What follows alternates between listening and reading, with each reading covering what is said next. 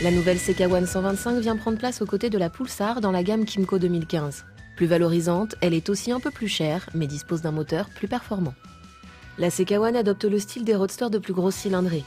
Optique avant en triangle arrondi, écope latérale surdimensionnée où prennent place les clignotants et filets à LED, faux cadre imitant une poutre en alu, sabot moteur, gros pot d'échappement, selle double et bloc compteur faisant office de mini saut de vent.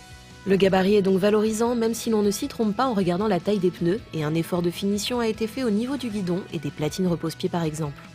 Sous les yeux, un tableau de bord tout analogique avec la présence d'un contour qui ajoute une petite note sportive à la CK1 ainsi qu'un témoin de rapport engagé peu lisible en plein soleil. Aux commandes, on note l'absence de warning, l'allumage manuel des feux à main droite et un starter à main gauche puisque la CK1 embarque un moteur à carburateur. Ce nouveau petit monocylindre de 125 cm3, 4 temps, 2 soupapes refroidies par air, se passe en effet de l'injection. La consommation s'élève à 3,5 litres au 100 pour une autonomie de 400 km avec les 13,5 litres du réservoir.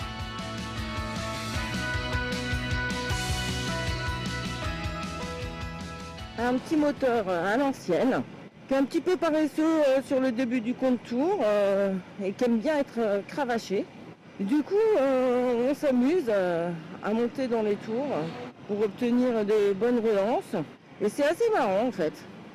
Donc en dessous de 5000 tours, il n'y a pas grand chose. D'ailleurs au démarrage on fait un petit peu cirer l'embrayage. Et après, elle donne vraiment le meilleur jusqu'à sa zone rouge, 8000 tours. Et elle ne démérite pas sur voie rapide, on a pu atteindre 120 km/h compteur. Au ralenti, il fait presque aucun bruit. Parfois on se demande si le moteur est bien allumé. Et il se met à rager un petit peu justement dans les tours. Ça donne bien du caractère à cette petite moto. Cadre et partie cycle font confiance à des éléments simples mais éprouvés pour un comportement plutôt rigoureux à défaut d'être sportif. La stabilité a été privilégiée à la vivacité. Les suspensions offrent une tenue de route saine et un confort honorable, cependant l'amortisseur réglable sur 5 positions devra être durci en cas de duo fréquent pour conserver un bon équilibre. Le passager assis sur une petite selle inclinée aura du mal à se tenir à la minuscule poignée arrière et aura les jambes bien repliées.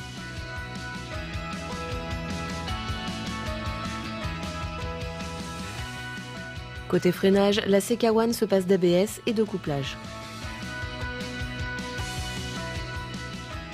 Les suspensions sont plutôt fermes, donc on n'a pas trop de transfert de masse. Surtout que le frein avant n'est pas très mordant, mais la puissance est suffisante en tout cas pour l'arrêter. Et puis le tambour arrière fait bien son office de ralentisseur. Il faudra juste penser à régler la garde de temps en temps. On n'a pas testé les pneus CST sous la pluie, mais sur le sec, ils sont neutres. Et globalement, on a une petite moto amusante, facile et rassurante. Avec son look de grande et ses performances correctes à tout point de vue, la CK1 a son coup à jouer sur le segment des motos 125 éco-plaisir. Dommage qu'il lui manque quelques aspects pratiques comme une béquille centrale ou un espace sous la selle. Mais la concurrence reste plus chère.